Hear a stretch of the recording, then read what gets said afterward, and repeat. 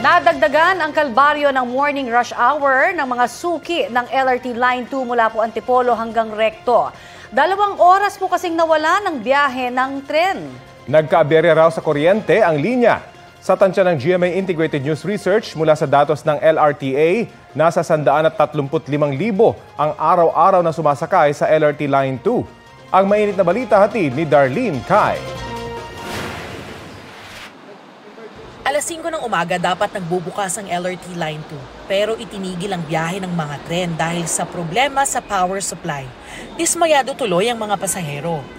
Halos lahat kasi naghahabol ng oras papasok sa trabaho o eskwelahan. Nagmamadali, malilate na kasi ako 7 pasok ko. Ngayon wala, mag-jeep na lang siguro ako. Ang mga sasakay dapat sa Cubao Station, nagabang na lang sila ng jeep sa Aurora Boulevard. Pero punuan ang mga jeep. Pahirapan yung pagsakay kasi doon banda nag-aagawan sila ng So that's kinda frustrating sa end. Ang iba, inabot ng mahigit 1 oras bago makasakay. Masyado pong abala na malilate po ako ngayon. Sa pahayag na ipinadala ni LRTA Administrator Attorney Hernando Cabrera, nagkaroon ng technical problems kagabi ang power rectifier na katatapos lang kumpunihin noong 1 linggo. Ito yung napinsala ng sunog noong 2019.